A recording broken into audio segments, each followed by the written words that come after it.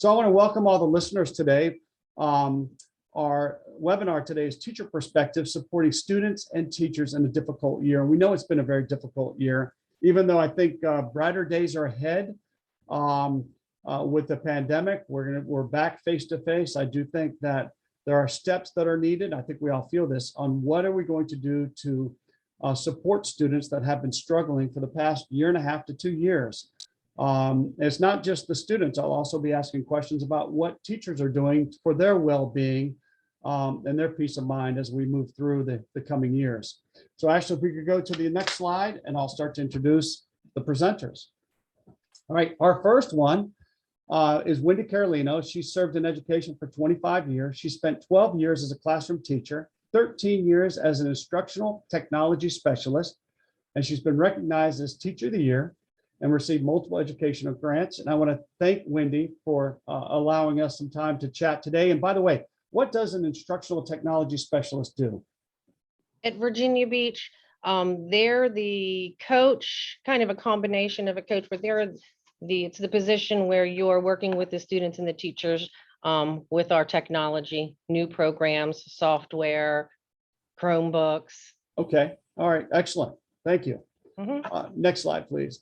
All right, Dr. Danielle Kresik serves Regent University as an adjunct faculty member in the College of Arts and Sciences Teacher Education Department. With over 23 years of instructional experience, she served as a K-12 classroom teacher, reading specialist, literacy coach, and instructional specialist. And welcome, Danielle. And thank you for being here tonight. And Jessica Lessman.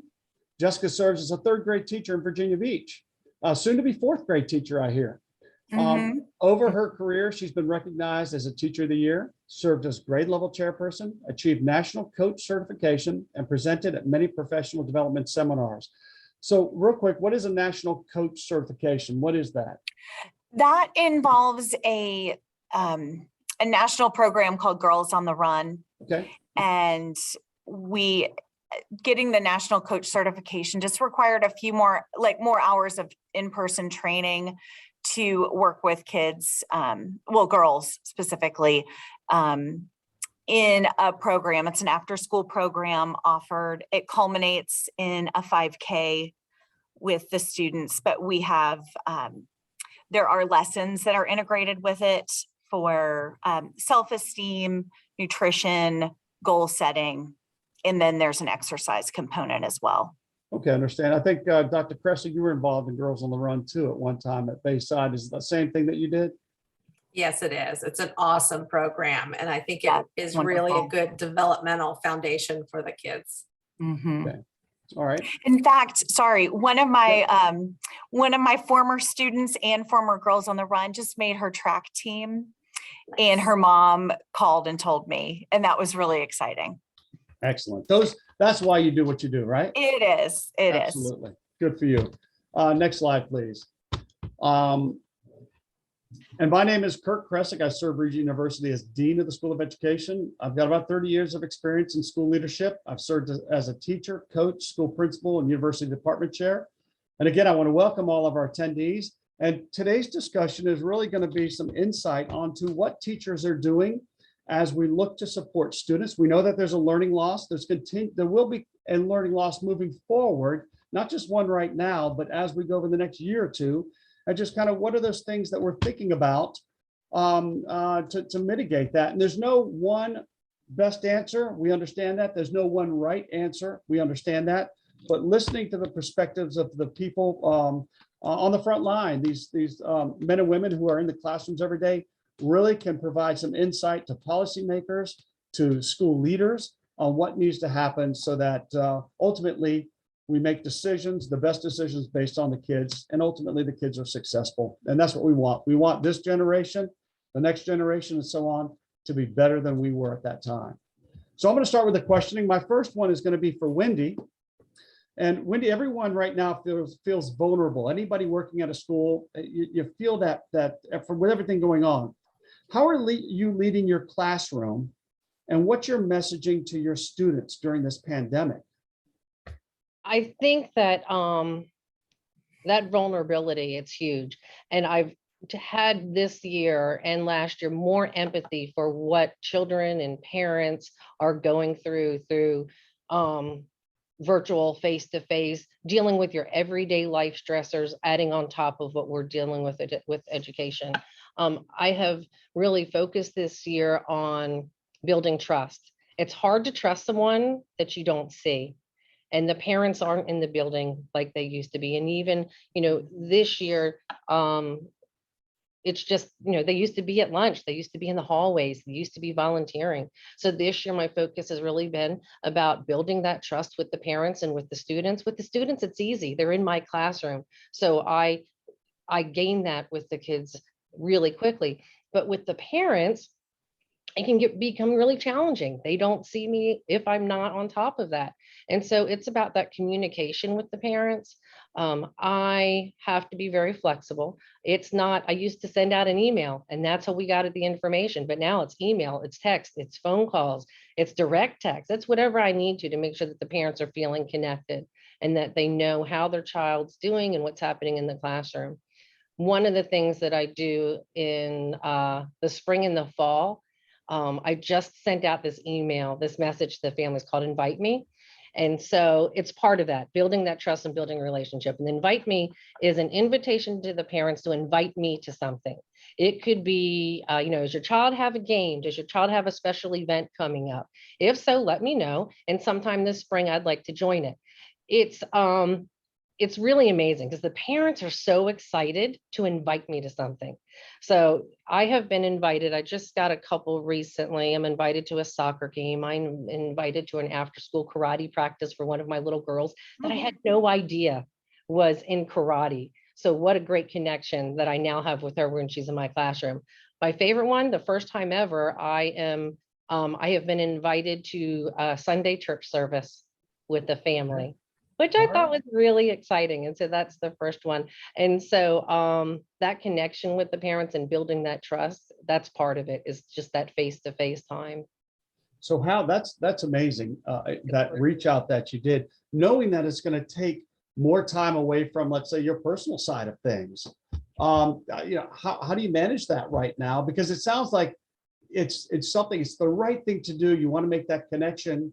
But then, it's like, wow, I've got other things to do, but it sounds like you're devoted to the students. It's not easy, and it's not going to be easy for every teacher to be able to offer something like that. I'm lucky because my children are older. I offered this early in the spring. It's something that I can continue March, April, May, June, so it spreads out. Not every family takes me up on it. What I do tend to see is that the parents that I feel like that I need to make the biggest connection with are the ones that invite me. The ones that I don't have, the ones that I do have that connection with already, we have that relationship, we have that trust. So it's for those who really need it, are the ones who take me up on it. And it's the value, the trade-off is huge. Oh yeah, absolutely. Yeah, absolutely. Good for you. That's terrific. Would anyone else like to comment on that? Well, I think that's really fantastic. And it does take time away from your life, but in the end, it really makes things easier in your day when you have that connection. And I think, I'm sure we'll have more questions that speak to that point, but just this idea that when you have trust in a relationship built with your students and your families, things just go smoother. The classroom works better. It's a whole component. So you're spending some time, but it actually really has a lot of value. It does. It improves your school day. Mm-hmm. Excellent. And that's why, that you get that good feeling too. And that's why you do it. Exactly. So question for Jessica, coming out of this pandemic, what are you prioritizing in your students' learning right now? What's one of those things that is really a focus? Yeah, I thought a lot about that question because that's a full question, but that is, I feel like it's actually less what I want them to learn and more how they need to learn. When they have spent a lot of time alone or with parents who aren't really sure how to help them, they have lost a lot of accountability, a lot of work habits.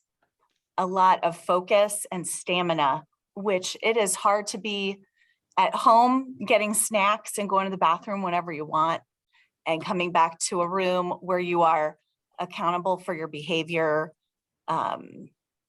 getting work done, writing. So we focus a lot on actually just work habits and coexisting with other people in the classroom. And so a lot of that was really lost.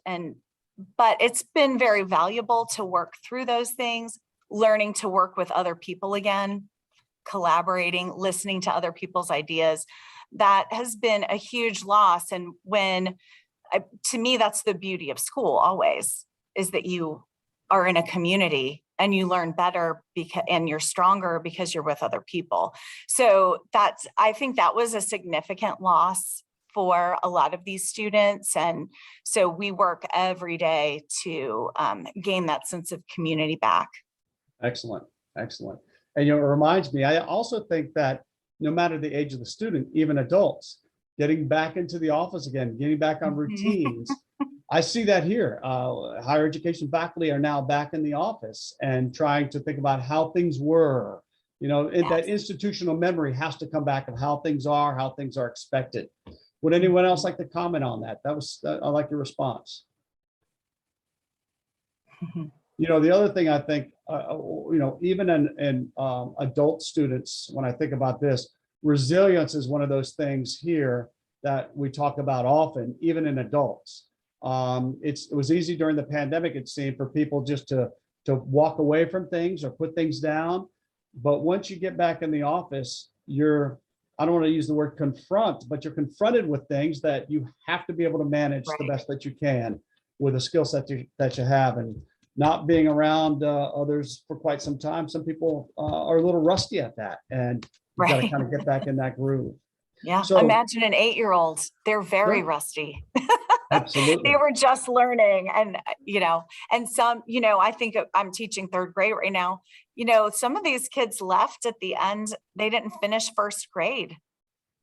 That's a huge loss. 2nd graders left in kindergarten. So they are lacking a lot of that. So, until we get them caught back up to coexisting, it's really hard to focus on higher level thinking and math, Especially when you already have such a rigorous curriculum. Like Yes. you're teaching, Yes. for me in 2nd grade, I'm back to teaching kindergarten skills, how to hold a book, how to cut with scissors, Mhm. how to have basic handwriting skills. Right. We were practicing how to form the letter R in kindergarten. Here we're writing sentences and paragraphs, and we're backtracking and trying to build a lot of those basic skills and still prepare them for their next grade. Sure. Mhm. A lot of work ahead. Absolutely. So Dr. Kresik, thinking about what was just talked about, what are some important skills that you see at a university that need to be taught to men and women going through teacher education programs that want to be a teacher, elementary or high school? What are some of those skills that are going to be needed for tomorrow's teachers? Well, I think it goes back to, that adaptability that we've had to garner up a little bit too, just because what we are taught in our coursework doesn't always translate into the reality of right now. So a little bit of that adaptability, but fundamentally, I think you need to be a great planner. I think you need to make sure that your routine and your organizations that are important to you need to be laid out and really fleshed out. I think that goes back to really looking at what are your practicum teachers doing? What are your cooperating teachers doing? What kind of connects to you? That really kind of connects to the way you want to see yours run, as well as some things that you will probably never do in the classroom because of what you've seen from that perspective. So I think that planning part of it, really understanding how you want things to operate in your classroom, as well as I think that lesson planning part is, I think what you were kind of getting into, Wendy, is like, we have rigorous lessons, but we need to really put our eyeballs on those, because some districts have lessons already laid out for you, but you need to get your eyeballs on that and really digest what it is we want our students to be able to do and learn. but marry that with the fact that we're still working on some of these basic operational skills that need to happen in the classroom. So I think it helps you when you're looking at your plans, either taking a look at district plans or when you're creating your own plans, really having that big picture laid out for you so you know the direction you need to go. You may not always get there every day, but you know the directions you need to go and then kind of reassess. So when I think about those skills of pre-planning, it's just going to lead you to be an organized teacher. Teachers make thousands of decisions a day, most of them unknowingly, like you're just rattling off decisions because things confront you all the time. So there's lots of multitasking, but if your confidence is built up, I think if you are prepared, you kind of know what needs to happen. It may not always happen, but you know what needs to happen and kind of can take that off the plate a little bit. I think one of the things that Jessica brought up with the collaboration too, I think as teachers, our collective efficacy, like being stronger together, is huge. And so you have to go in, it's your classroom, yes, but you have to be a collaborator with your peers along your grade level, your coaches, your instructional specialists, your admins, because we're all in it to have successful students and learners. But I don't think we can do it solo. Teaching is not a solo sport. We have to rely on each other and really find our strengths and find those people who are strengths and other things that we don't necessarily have. So I think we can touch on the communication piece, the patience, being empathetic as well. But I think just that planning part of what you really want your classroom to be and knowing what you need to deliver, and then collaborating with people, I think are huge. I'm sure you ladies have other things going on in your brains too, but I think of those as skills I talk to pre-service teachers about a lot. Yeah, I think that's excellent advice. I had a student teacher last spring when we were back in person, but we were virtual for a couple of weeks when she was on board with me. And that was very unusual. And I had never had that experience myself, but she was very nervous coming back into the classroom. And of course she had to start with fractions, which is really a hard thing to teach. But I tried to express to her, well, first of all, she was highly prepared. She had read the curriculum. She knew what the students really needed to get. And I think you have to be very focused. But I also told her, kind of visualize how the day is going to go and, start small, like, how is this lesson? What do they need? And it is so simplistic, but it's like, they need a journal. They need a pencil. What are you doing to make sure they have that? And that's not taking up half of your day getting your kids prepared. It's that hidden part of running a classroom that you often miss that is so very important. Yeah, that's true. Because if the processes aren't in place, then you're dealing with other issues. You're dealing with behavior management. So if you have your processes down and you've taught them and you've modeled them, it makes a huge difference in running the classroom. Yeah. Great points. I think about what was just said. And even when I think, 30 years ago, when I went through a teacher preparation program at a local university, I was never instructed about the planning piece to step back and what are you trying to accomplish for the day? And then work kind of backwards, not like an understanding by design or anything like that, but just thinking about the bigger picture. It was just, let's just start teaching without an understanding of really what you want the students to learn. And you go through that, and it doesn't really come until your second or third year of teaching that you internalize that and say, hold on, let me come up with a better routine. And I think we're doing a better job now training teachers. So we're not allowing them to learn that on their own. We're telling them up front, this is the model that it works best. So start practicing that now. So good points. Okay, Wendy, I've got a question for you. How are you edifying, affirming, or celebrating the success of students, as we come out of this pandemic? Well, like Jessica was saying earlier, we're focusing, in second grade, about 60% of my population here, they haven't even walked into a building since mid-kindergarten. And so our focus is really learning these very basic skills. I do that with teaching really a growth mindset. I'm trying to build their confidence. There's a lot of things that they have lost in the last year and a half, and they're in a new classroom with heavy academic skills along with social and emotional skills. And so with growth mindset, I teach the kids that mistakes are the best things we can do in here. We're celebrating mistakes. We are congratulating when someone makes a mistake. We are discussing, what did you learn from the mistake? So in my classroom, the focus is if you make a mistake, it's okay. What did you learn from it? How can we grow from that? That is huge when it just comes to how they perceive themselves as a student and as a learner. And right now, with everything that they're going through, I think that self-confidence is really important for them. On top of that, like school-wide, we're a PBIS school. So we do lots of different types of school-wide activities to recognize students. We are doing the VIP program. If we see a student being safe, responsible, and respectful and following our school rules, they get to be highlighted on the school announcements, for example. Excellent, excellent. And thinking about what you're saying, that, learning from mistakes, that's problem solving right there, when they're able to reflect on something and say, okay, yeah, maybe I shouldn't have done that. Let me try something different. So that's great. Anyone else want to comment on that? I do growth mindset too. And there's my, oh yeah, I like it. You just can't do it yet. Yeah. That's so anyway, Nice. I love that.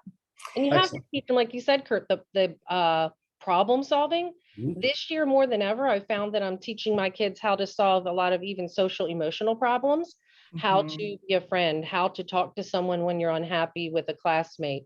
What do we do when I'll have at the beginning of the year a child who doesn't have supplies, and they would sit there for 15, 20 minutes afraid to solve that problem. I had to very explicitly teach my kids, you are allowed to solve problems in my class. Let's model it. Let's talk about it. And when you have a problem and if you need my support, I'm there for you, but you have to be, I had to give them that permission. Wow. Excellent. Excellent. Working with 4th and 5th graders a lot, I saw the breakdown, and then it would become more of a physicality kind of issue too. But it's a lot of that modeling, even when they're, 4th and 5th. I mean, granted, they're 9 and 10, so you still should be modeling. We're still helping them become who they are. But it was a lot of like, okay, what can we do besides this? So there's definitely more so this past year and a half than I would say ever. But it just goes back to, I think, on what you were saying, Jessica, it's that how do I interact? How do I problem solve this? How do I do this? And being really explicit, more so than we had ever had to be in general. Exactly. Interesting.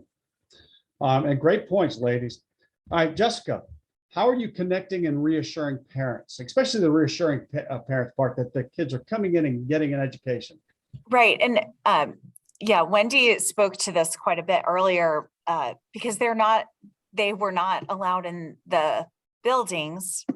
They were, and they were completely responsible for learning for quite a few months. So I think they were, number one, in most cases, happy to turn that back over to the professionals. So I think they got a little dose of reality. So in that way, that might have been a positive for education. But on the other hand, they are they feel detached. I mean, in that you don't get to see what's going on. You don't get to see what this lady looks like that's spending all this time with their kid. So I do, I wrote things down so I wouldn't forget. The first thing I love to do is send them positive messages about their kids. So I try to hit every kid sometime within, within a month, like everybody gets a little note.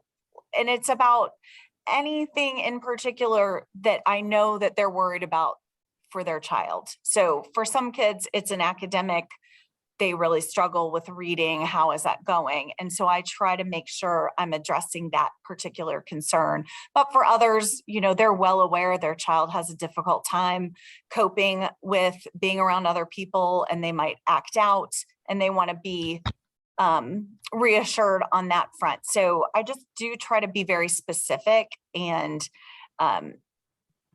reach out to them on a routine basis, so that they're not hearing from me for bad things, that they're hearing from me for good things. And just if they message me, I'm going to message them right back, like as soon as I can. So just being really proactive. I'm a mother. I wanted to hear back. If I had an issue, I wanted to know right away what was going on.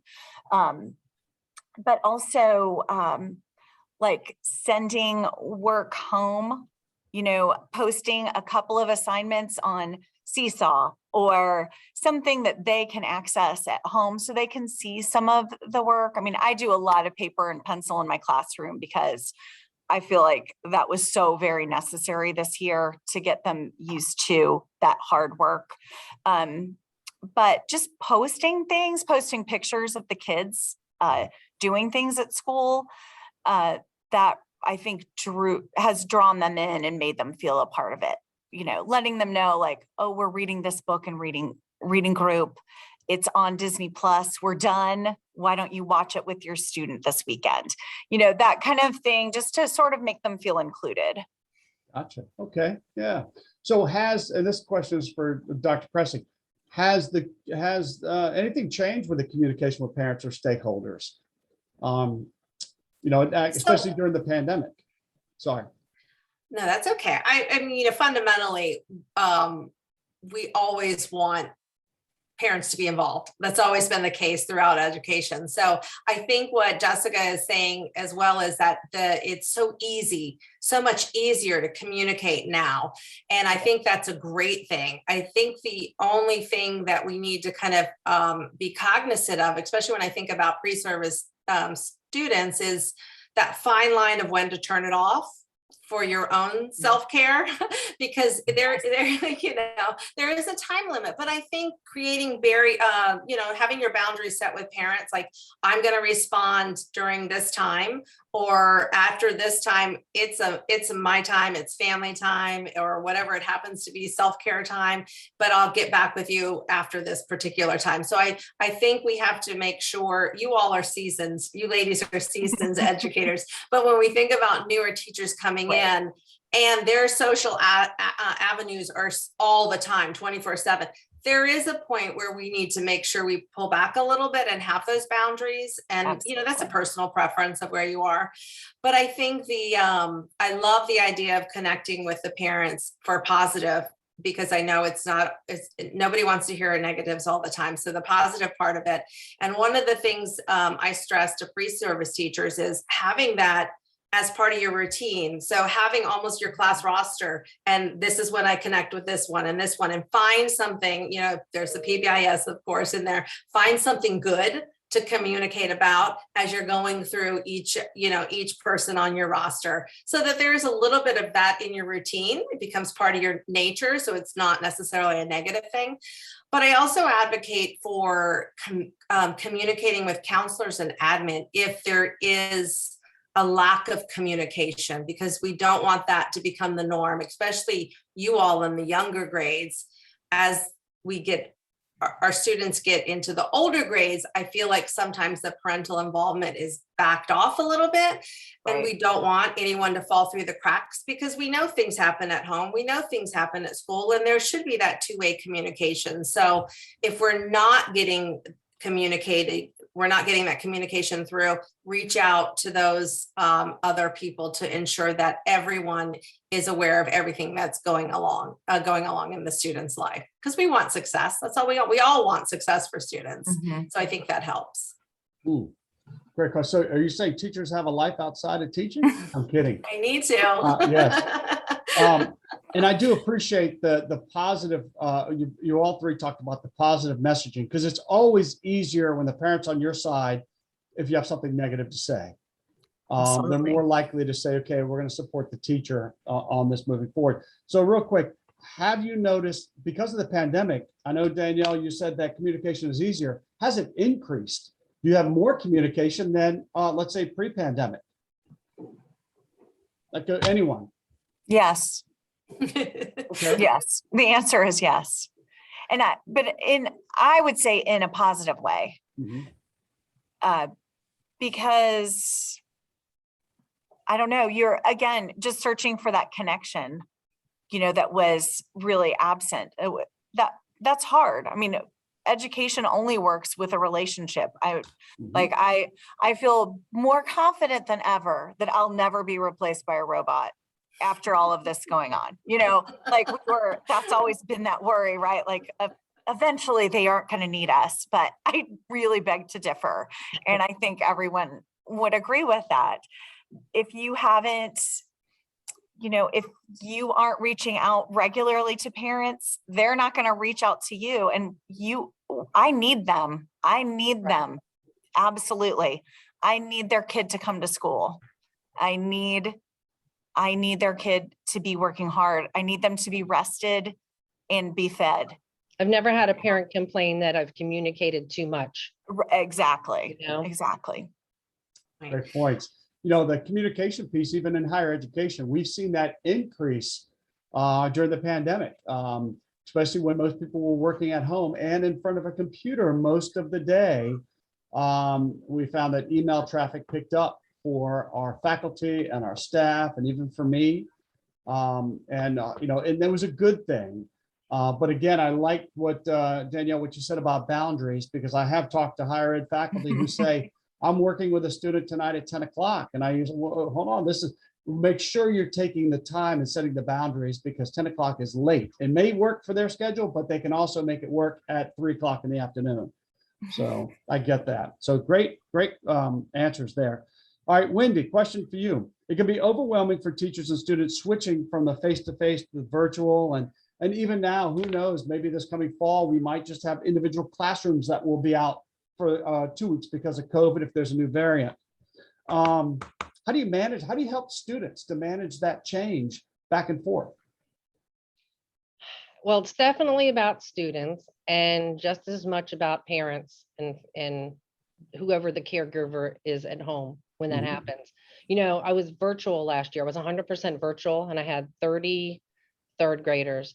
So I never saw any of my students face to face all school year. And on the last week of school, we set it up so that we could have a drive-through, and I stood out in the school parking lot and the parents could drive through with the kids. This is the first time I got to see my students. Wow. And I reached into the car and I was able to give them a little goodie bag.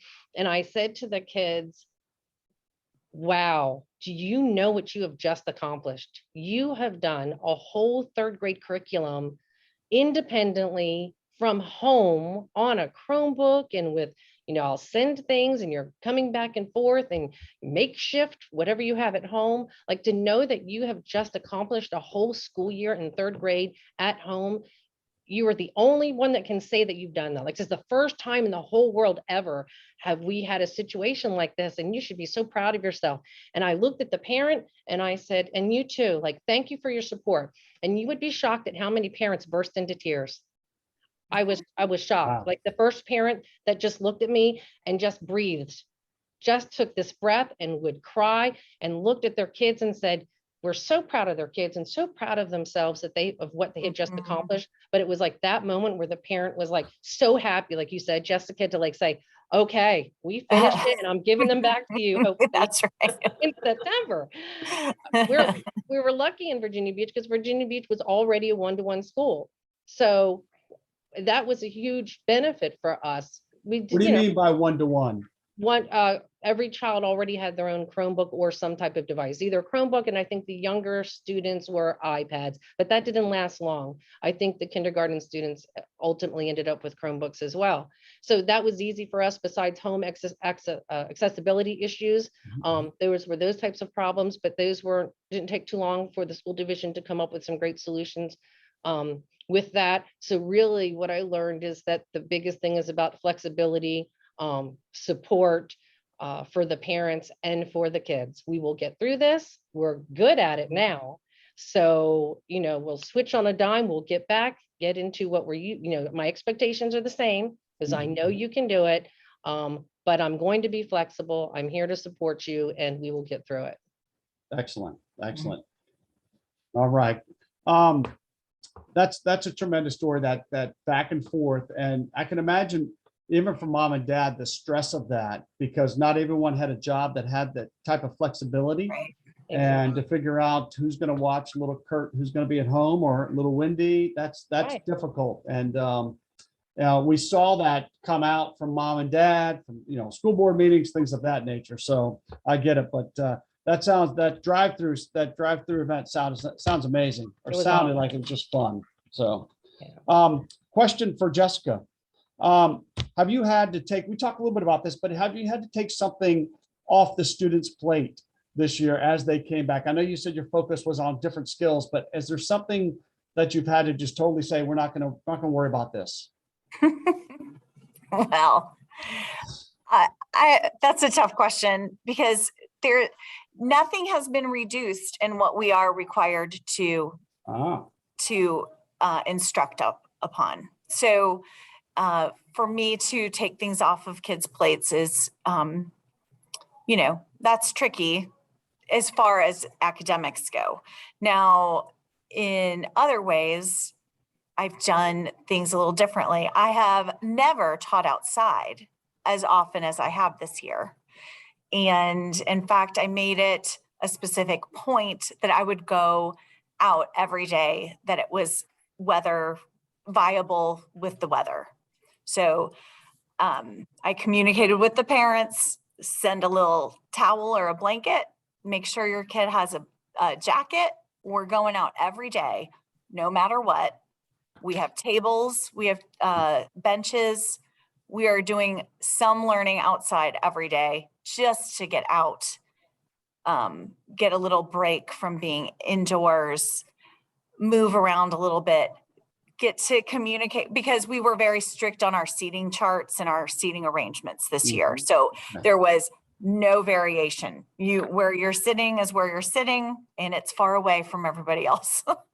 So that I tried to, I don't know if that exactly answers the question, but just this idea of approaching it a slightly different way to give everyone a mental break from how we were always doing things in here, just a little change of scenery, maybe doing, an extra game, reading an extra book, spending a little extra time at morning meeting, getting to chat or share or just be silly, really integrating brain breaks. As I've always done that, but just making that an absolute part of the day.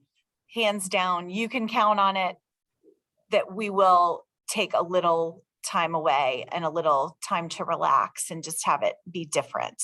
So I think that's how I've worked towards that. I don't know, academically, I have removed nothing. Which is keep amazing. moving. Yeah, but it's amazing because during pandemic, for adults, things came off adult plates. Yes. And they were freed up to just focus on the things that mattered. And, and I was talking with a colleague today, accreditation for the things in schools and higher education, that has never let up at all. And it still has that pressure, but outside of education, people were allowed to step back and take a breather, regroup, and then go back in. So I wish there was some sort of a break or at least a pullback a little bit on things as we move forward. So Danielle, any advice for teachers that you're training on this whole idea of moving from virtual to face-to-face, the possibilities of that? Any advice? Gosh, I would probably go back to what I always say, a little Stephen Covey, keep the main thing the main thing. I worry a little bit like what you were talking about, Jessica. We're not really taking things off students' plates. We're still expecting them to be where they were, even though they did not get the instruction that we know they should have gotten. So I think you have to know your students, like, you know exactly where they are. If they have this gap in math, what can we do? You need to maybe pull in the resources from a coach and say, I need a small group with this, because you can only do so much as a teacher. And you know, there's certain skills that you have to do. Everybody, you're delivering it to everyone. But when you really are fine tuning of who your kids are, what do they need? And who can I have help support me? Luckily we have support people in our schools. Hopefully they are there to help you. If not, you maybe need to be a little squeaky wheel to get that help, because ultimately it's about our kids. If we're still moving on and they're still back at A, they're not going to ever get to D because they're still back at A. So what do we do? What do we have to do to make sure it's there? So I think when you're pivoting, you have to just kind of go back to foundation, know your kids, communicate with parents, communicate with your support people. How can I deliver this the most effectively? And, I know Wendy is like a skilled in technology, but a lot of teachers weren't. So who did they reach out to? I know ITS has got their monies. We got the money out of the ITS's work this last year and a half or 2 years, because they have worked their tails off. Or those teachers who are savvy in that, and you were mentors to other people, because I know that happened too. But demand the resources you need. And I think that's part of what we have to do. I don't know if we've always done that as educators. I know for myself, you kind of just may do, but I think there's a time here, like, we know we have needs for our kids, and we have to make sure that we're demanding that for them, for the sake of our future, because it really is, this is our future going on, and we know they need to be the most successful. And what is it that we need? So I would really go back to just knowing who they are, what they need, and then getting that delivered to them, and then asking for that support if it's needed. Great comments. Absolutely. Switching gears a little bit, Wendy, how are you maintaining a healthy balance? Your personal well-being with all this stuff going on. And I know now you're extra time doing this and that. So how are you maintaining a healthy balance? Well, I think what's really important is taking the time to each day, really, when things are stressful and things are difficult, and you're back from home to your personal life and the stresses of what's happening at school, I have to force myself to just stop sometimes and like take a moment of gratitude. Like, if you don't stop to just really smell the roses, to appreciate the good things that are happening in your classroom, the good things that are happening at your life at home, saying no, it's okay to say no. It's okay to, to make yourself a priority, make your family a priority. I used to be the teacher that took home 3 bags filled with papers and books. And I thought I would go home, and often I did. Often, I'd dive into maybe one of the bags, definitely not all 3, but they'd come into the house, I'd unload them all. I'd maybe look at about 1/8 of it and then load it all back, bring it back to work, and do it every single day. And now the bag that I carry is this big. And I can bring a laptop and a handful of papers, and I will not allow myself to take home a bag any larger than that. And sometimes the bag, most of the time actually, will not leave my car. I will take it home just in case, but it will not leave my car. And it has to be a decision that you make. You have to prioritize your home time, your family time, your children, your marriage. You need them to be strong and to be healthy so that you can come to school and do your very best. Absolutely. It's kind of funny. I can remember when I was a school principal, I'd see the same people bringing 3 bags to their car, going home and bringing them back the next day. And I always wondered about that, just how much work are they doing? But I get it. Anyone else want to comment on the well-being part? All right, great points. Jessica, what are you Yes. hearing from your colleagues right now? Well, at this moment, I think people feel like there's a light at the end of the tunnel. Like we've gotten through maybe the roughest part of the year, at least as far as like all the changes that have been occurring. And I think everybody's sort of settled into a routine, but I do think there is a heavy case of battle fatigue everywhere I look and everyone I talk to. It is like truly pure exhaustion. And whether you are, Wendy made some great points about self-care and making sure you set boundaries for yourself and deciding like, I have to stop. And I think in a lot of ways, being back in the building is easy. It's a lot easier to do that. I know when two of my very best friends who I've worked with for years were both virtual last year, and they just couldn't turn it off. They were, that laptop's there, everything is there, and they just couldn't stop thinking about it or doing it or responding to one more email. And I think in a lot of ways, being back in the building helps with that, that fatigue and that ability to separate. But I do think overall, teachers are really tired. And Kurt, you were speaking to it earlier. There have been demands removed from everyone in the outside world, but we are still teaching the same things, having the same amount of time, no more, no less. And we're dealing with the behaviors, the social emotional issues that come with it. And it really is a burden. And it's not just teachers, but guidance counselors, the social workers, everyone connected to the field of education is really, I don't know anyone who isn't doing their very best, who isn't really putting in all of the effort and who doesn't love these kids every single bit as much as they did before. It's just like, okay, Yeah. we're real tired. I've heard the term June tired a lot. Yeah. Like teachers right now are June tired. Yes. But the good news, I think, is nationally, I think society's recognizing the value of a teacher. It's now on the front page. Teacher salaries are being debated. You hear about budget increases for teachers, for school administrators, for staff in the school buildings. So it's risen on the national agenda, which it's a long time coming. Everybody has talked about it for years and years, but this is the first time where we're seeing action to make a difference in the lives of teachers when it comes to pay, when it comes to benefits, retirement, working conditions. All those things are being addressed. And it'll be interesting to see how this unfolds because, there's who knows where we're going to be with teachers down the road, which brings me kind of to the next question for Danielle.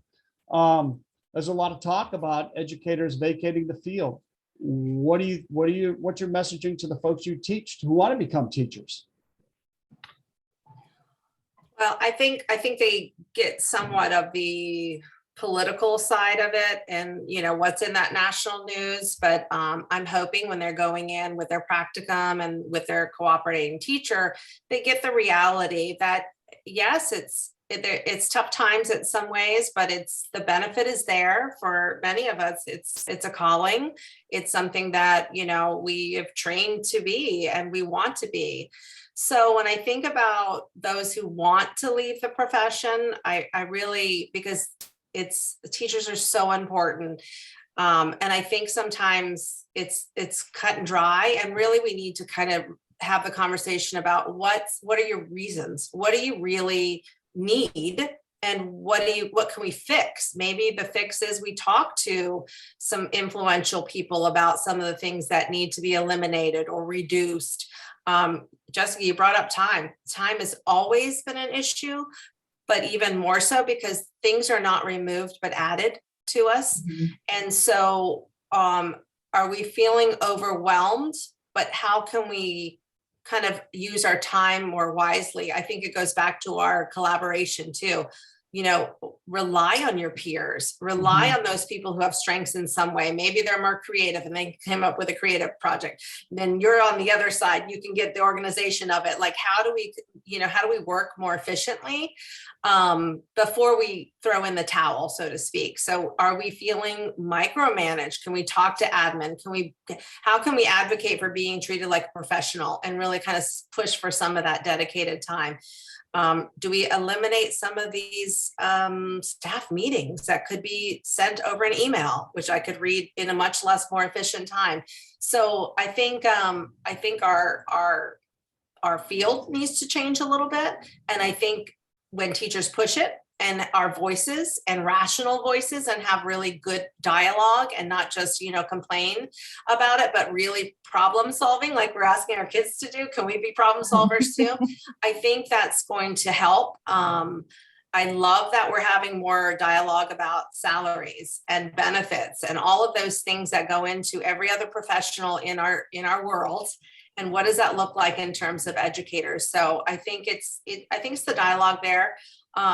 I hate to see people leave the profession of education because they aren't able to kind of get out of that wheel of unfulfillment or just feeling overwhelmed, especially our younger teachers. So I think older teachers are great mentors and can be a voice of reason, because some of our newer teachers in these last 2 years are seeing a world that is not something we've ever seen. And that's really not, I'm hoping, the reality as we go forward.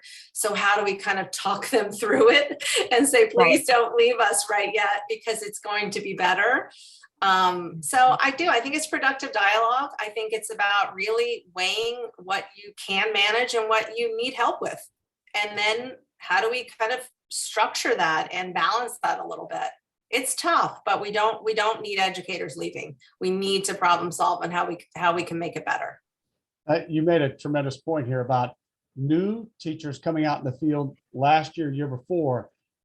Their worldview of teaching is radically different and probably not that great, especially because and frankly, unfortunately, in any profession, if you're in a profession, you're more likely to say something negative about that, right? And at times, veteran teachers may not have the best things to say about education because what they're going through in the major change just right now. So that can jade some of our younger folks going in. So I think you're right. How do we support these new teachers going in? Because they will be 5 years from now looking at their job will not be like it is right now, where it's uncertain and it's with online and virtual. So I get that.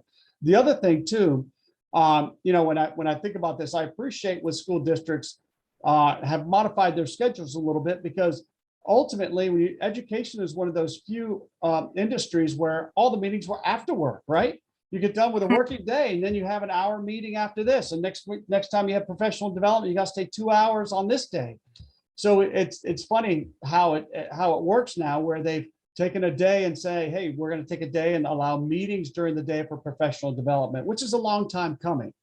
My last question go ahead, Danielle. No, I was just going to say, and I do know some districts around here are still keeping an asynchronous day a month. So that, and the expectation is that you do not come into the school building, that you are working from home one day a month so that you can be productive and get some of that, all of those little things that you have to do as a teacher, but you don't necessarily have time to do it, especially as an elementary school teacher when you have 45 minutes of planning.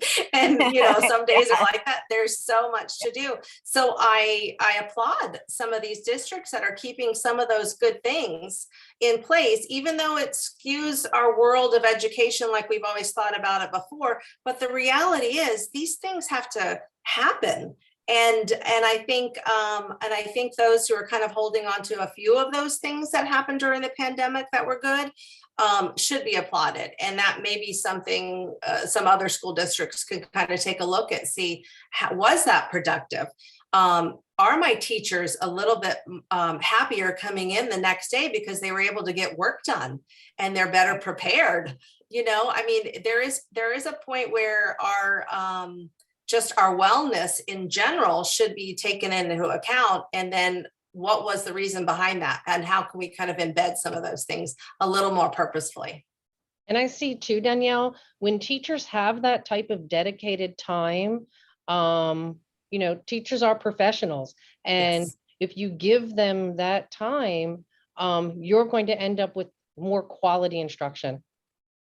More I creative completely agree. instruction. Yes. And that's what I saw when we had our 1 day of planning, and then our 4 days of the direct instruction, that, on my Saturday and a Sunday, that was my time. And I put 100% into my planning, and my colleagues did. But when we had those Mondays, it really allowed us to plan for high quality, rigorous instruction that we were able to implement the next 4 days. And it was, we were very appreciative to have that type of time. I think it goes back to validating you as a professional too. Right. And I think that's every profession does that. And the assumption is, well, they're not going to do anything that day. Well, then they're working at another time because the work doesn't go away. Right. The So work is always it's how there. you give and take. But it's also just, like I said, validating the fact that you are doing what you need to do. And if those people aren't doing it, it's going to come out in another way, or you address those people. We don't need to, make changes and say it's not going to work because 1 or 2 people. We make changes for the betterment of our profession. Absolutely. Well said. Well, we're coming to the end of our time. I got 4:56. We said we'd only be an hour. I want to thank Dr. Kresik, Ms. Lessman, and Ms. Carolino, and Ms. Roms for helping out with all of this. Great discussion. I will say that I'm hoping that because of where we are right now, and education, teaching is elevated on the national agenda and the local agenda too. We're going to see different models of education come out, different ways that districts are going to innovate to provide additional planning time for teachers within the day, additional resources. I think ultimately, when we look back on this, we're going to say, you know what, our kids and our teachers are better right now than we were just a couple of years ago, or even pre-pandemic. Not that this was a wake-up call, but I think now, the general population appreciates you more than ever, and appreciates the job that you do. Because again, as I think it was Wendy who said, Mom and Dad were the teachers, and they were so happy to give the kids back to us this coming year. So I get that. But I appreciate all of your expertise and taking time. It was a terrific conversation, and good luck for the rest of the couple months of the school year for each of you. All right, great. Thank you. Absolutely. Thank you. Great to see everybody, and God bless.